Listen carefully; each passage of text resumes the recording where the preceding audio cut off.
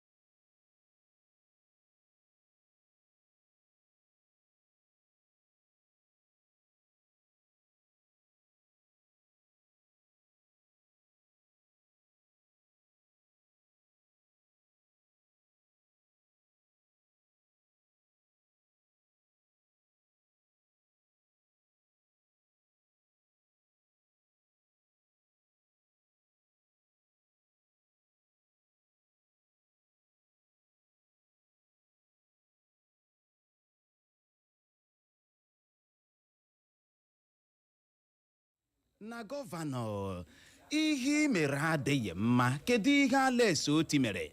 Na Alex Otti gara lee ọdụ ụgbọala bụ ọkpọkọpị Box Terminal ọ rụrụ, were aha ọdụ ụgbọala ahụ kpọkwasa ya aha Nnenna Otti bụ onye bụbu onye returning officer na onye returning officer INEC na ntụliaka elu gọvanọ emere na ya bụ steeti Abia n'afọ 2023 gara aga.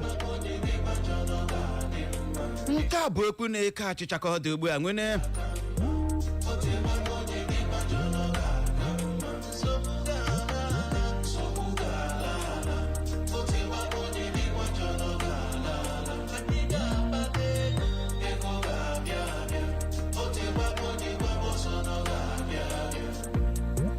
wee na-ada Otti vamo na-asị ya nwanna ihe mere adịghị mma, mana ọtụtụ ndị na-akwado Alex Otti agwala ya sị ihe mere amagbugo onwe ya, onye rụọ ya rie.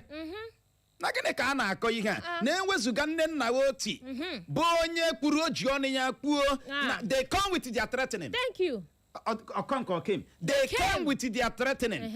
They came with their money. And I said no. Thank you. If I perish, I perish. They came with the appointment. They came with the appointment. They came with their threatening. Thank you. They came with their billions. They came with everything capable. Ma onwe Ha. Sitata ka oge bi. Awu mmadụ ga-eme ya. Thank you. Awu mmadụ ga-eme ya. Olu ahụ na-ada. If I perish, I perish. Igirigi.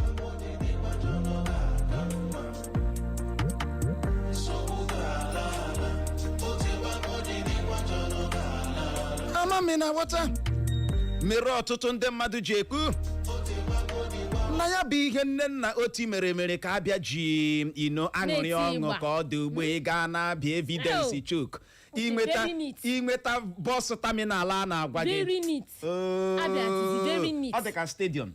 Very neat. Their CCTV department. Ọ dị ka VAR. Ụzọ ọkpọkọpị.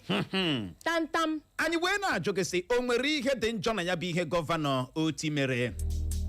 Ya bụrụ na ị nwere ọsịsa, ị ga-agbalị bulie ekwentị gị kpọwa akara ekwentị ndị a bụ 0911 20022 0911 20022 ma bụkwa 0707 454 1014 0707 454 1014. maọbụ gị soro ibe gị gaa na Facebook anyị ga ebe ahụ ga-zibatara anyị ozi, maọbụ gị zibatara anyị ozi na WhatsApp anyị.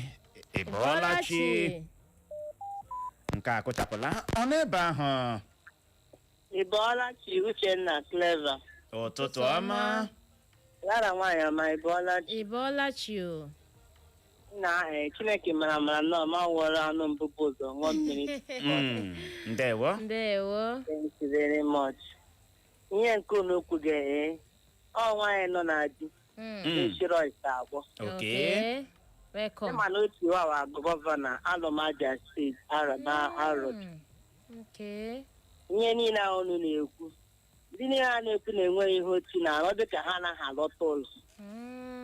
Ma ndị gọvanọ na ndị niile a na-ekwu na-enweghị ihe ọ na-arụ, naanị ụzọ ọ na-arụrụ anyị sef, ụzọ anyị na-anaghị eshi ala bifo ịlawazi arọ na within 2 hours ị nọ na Arọch. Ihe ga-anọcha 4 hours 5 hours before gị n'ala. Asị m ihe a ha na-ekwu enweghị isi, ha ga-ajụ ọdụ, ha ga-azikwe n'ike. Ha ga-aji ike na ha ejiri karịa ala, ha ga-aji ike hapụ Otti aka na ọ gbalịga. Aha ahụ ọ kpọrọ izi ma enweghị ihe ọzọ a ga-akpọkarị aha ahụ sef a ga-etinye Ndewo. Ya gaziere gị nọ.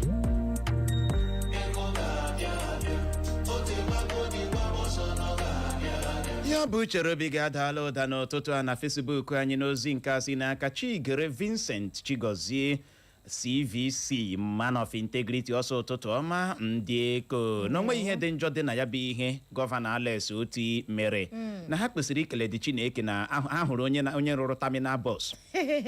Yes. Ọ na-ekele gọvanọ na ọ gbalịala na ime a wonderful day ahead. Ya gaziere gị nọ Chigere Vincent Chigozie. Ya bụ chere obi gị adala ụda anyị ahụ na nke gị Immaculate ọkwa ya ọsọ ụtụtụ ọma Uche na Clara na anyị nwawo the best radio presenters ya gaziere gị ịbọọlachi Uche Nwakama dị ka nkam. Brodoyo. Ndewo. Wait, Brodoyo Nwafọ Obowo. I'm calling from Mechanic Village, Ochi. Uche. Ndị ala mali elu na Oti rụchara ọdụ ụgbọala. Kpọọ ya aha Nnenna Otti. Akwa ha bukwere ụzọ chikwa Abia steeti. Kedu ka ha rụrụ? Okay. Enwere ka ha rụrụ kpọọ ya aha onye deliver ha eme ha attack. No, the answer is no. Ndị agaghị ezuru ike. Come 2027, Otti short. Ọ gaji disgrace the whole party Imo la Abia State because he is the only person in the whole Nigeria mege ihe ahụrụ anya. Dịkwa eziokwu, madịghị ihe ọzọ. Look at all the pushing here and there for him to join APC. He said no because ọnwa afọ Igbo. That's no nke ahụ ya na ọkwa gị ya nọ agaje 2027. So all Jews are kind of Lord that gaje zoro onwe ike. Enweghị ebe eji asa aga. Ihe m na-ekwu okwu iwu. Enwekwe even ọdụ ụgbọelu Abia steeti agbakwa Nnenna Otti. Anyị kwere ekwe. I still remember Brodoyo Nwafọ Obowo. Ya gazie.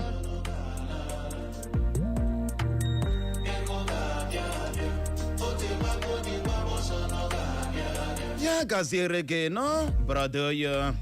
Uche onye adịghị ya nje Uche bụ akpa onye ọbụla nya nke ya gaa n'ihu nwaanyị ọma na Facebook anyị. Ozi nke si n'aka Isaac Ude ọsụ ụtụtụ ọma Uche Clara ọ sị ụnụ abụọ ụnụ ụkwa wonderful people o.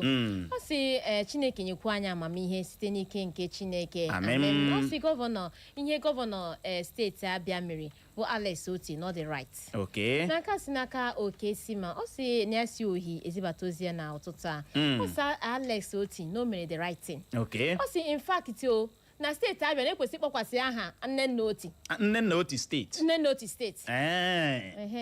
Onye kwere Antonia ọ sị Alex Otti no mere wonder ihe o mere ọ dabara adaba.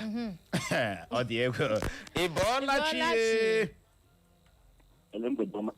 Ụtụtụ ọma Uche nke ụtụtụ ọma. Anyị dị mma.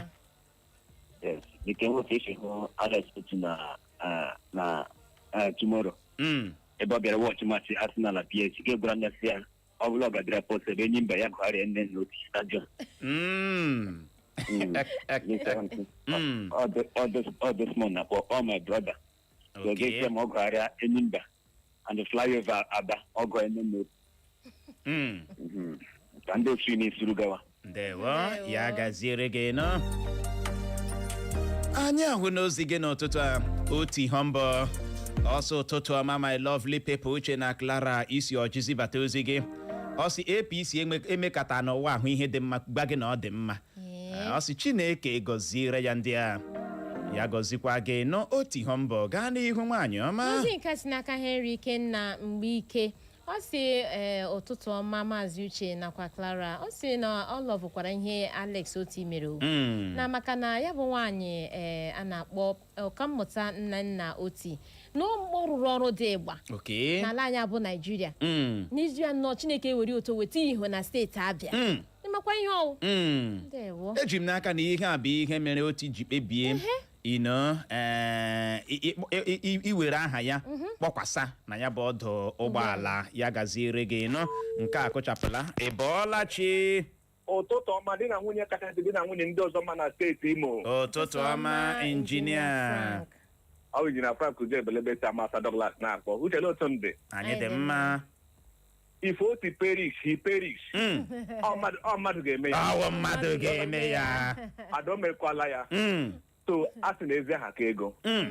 Onye ọbụla chọrọ ka akpọkwasa aha ya ihe ọ wee challenge. Onye ọbụla chọrọ ka akpọkwasa aha ya outside Abia steeti mana Imo steeti mana steeti ndị ọzọ ya ma ezigbo ihe maka ihe a na-awụ signature project ga-enye aha nwaanyị agaghị apụ apụ ghọtara and ndị Abia ekwekwela ka gọọmenti ọzọ bata bịa wepụtatin ọ nọọla ọ mmadụ ga-eme ya if he perish Ateri ya gaziere gị ịma n'ala ndị ọcha n'ala ndị ọcha mmadụ ga-aga jide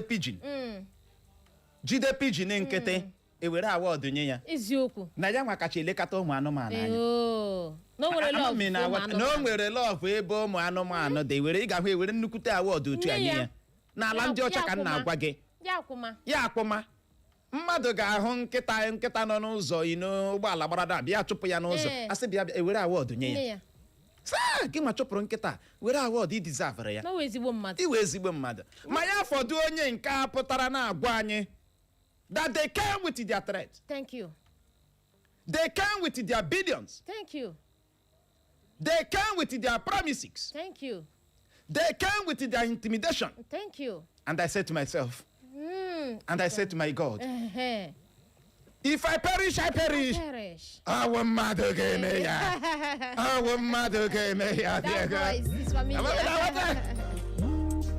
Now what's up?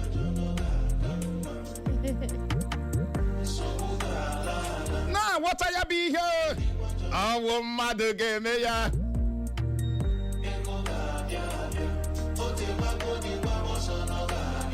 ka ọ dị na Facebook anyị n'ozi nke si n'aka Ikechukwu agha n'otu ọ si onweghị ihe dị njọ ile bọsị taminalụ ahụ kpọkwasa ya ezi aha na Nnenna Otti wee ezi aha na-abịa n'Owere ebe enwere CP Aboki Road ịrụtụla ihe dị mkpa aka enwere CP Taiwo Road Jacob Zuma Road Yaradua Drive o nwere ihe nke a ga-akọwara anyị ọkọ enwere aha ndị a ụfọdụ ga-adị na-ajụ sị kedu ihe ndị a mere anyị ike gwọrọ ịbọọlachi nke a kụchapụla ọ n'ebe ahụ ụtụtụ ọma ịbọọlachi Uchenna etimekwu onye si otu mere adị ma ya bụ isi n'ala ama m ihe hụma eji agba ha afọ ebe isi atala akarala ha isikere akpagbuo onye anyị na Naijiria ya ọ nweghị ihe ọbụla awụghị gara aga ere ha mma n'anya ka mmadụ kpọrọ aha ya wụ ma ha chọrọ ha nwoke ha akpọọ ya aha ha ma ọ kpọọ ya aha onye ọbụla ọ masịrị ha ọha esimekwu ya gaziere gị nọ ya bụ uchere obi gị adaala ụda anyị ahụ na nke gị n'ụtụtụ a Cortex a na-ete n'aka Cortex James ọsị ụtụtụ ọma Uche na Clara na ihe Otti mere amaka na ehuru ndị APC ha emekata n'ụwa hụ ihe dị mma kwuo na ọ dị mma ha anaghị eme appreciate good things mgbe ọbụla ha na-akatọ ihe ọma Otti mere akatọ ya otu a ka o si rụcha ụzọ asị na o tere agba ọ dị ebe gaa n'ihu nwaanyị ọma nke si n'aka Isaac Ude Uche were bụla ezi onye mana ọ dịbatara ọzọ ọ sị na ọ kwadoro ihe gọvanọ Otti mere ọ sị na ọ nwoke maara ihe o nwere amamihe pụrụ iche ọ sị ya nwakwala nwa ga-enwe ihe onye ọbụla ga-ekwu ndewo ịbọọlachi good morning. Ụtụtụ ọma. Good morning. How are they? We dey fine. Okay, I'll call from West End. My name is Abraham. Okay. You see, they say charity begin at home. I wish the father and the mother of Otti is alive for us to celebrate the good work they do in that man. Because it's not an easy thing. The whole Nigeria for APC shake that man for that man to change his mind, but they refuse and stand for it and still remain what it is. So we give praise to God and we thank him also. So others there, they are deeply regret of their evil work because that man there, the governor of Abia State, proved to them that Abia State has money.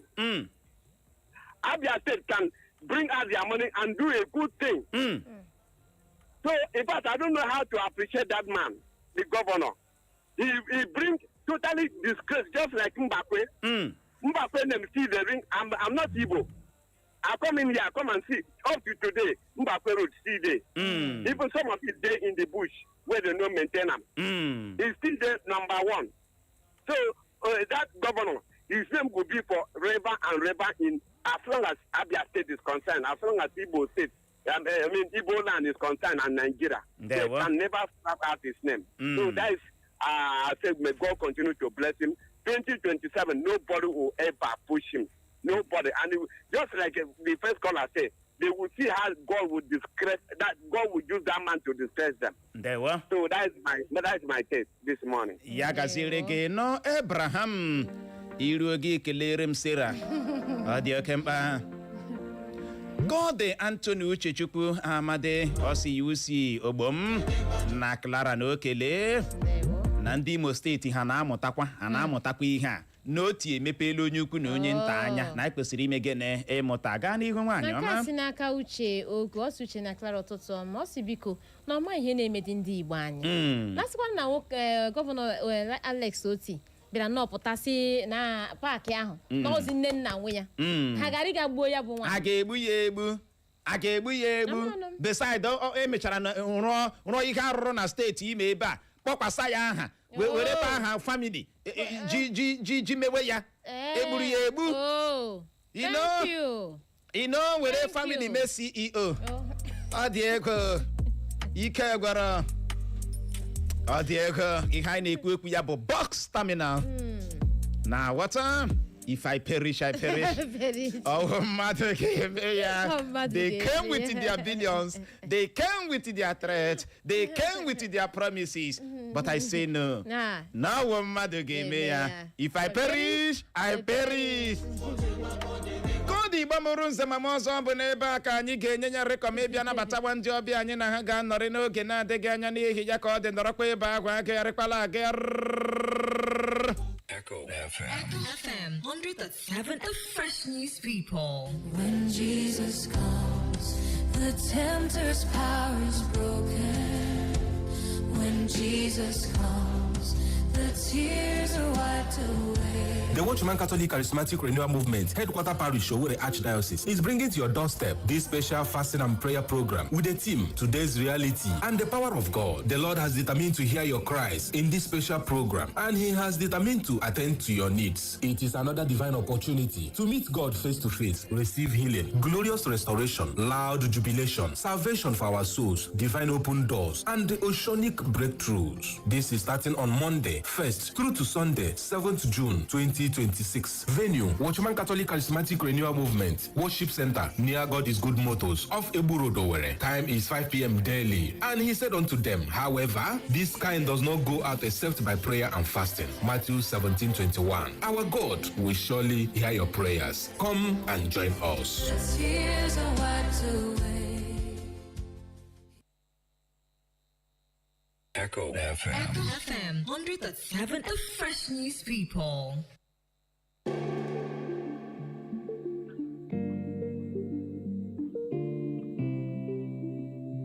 Can you see me now?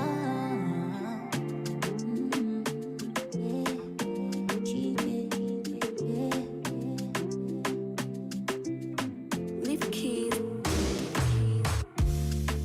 Them say make I no swear, but I swear that I'll wait for you. Them say make I no fear, but I'm scared that I won't find you. If it's truth or dare, then I dare life to bring me you. Cause I'm running out of patience to tell you the truth. Baby, I am ready to wake up next to you. Send funny text to you, love you like I'm meant to do for life. For life, I am ready to belong to you. Give all my love to you. Things that I want to do for you. I miss you, baby, even though I never see you. Even though I never see you. I need you. Will I ever get to kiss you? I don't wanna sleep alone tonight. So tell me, baby, where you there? Baby, where you there? I tell them I go do anything when you like for you. I'm gonna run until the day we Kodi Bamurun Zamamozo. Onye ọbịa anyị nke mbụ awọchala. green light, baby. Ọ bụ onye Empire. nwaanyị ọma abịala bụrụ oche nọdụ ala ozugbo nwaanyị ọma nnọọ ndewo ọ na-aga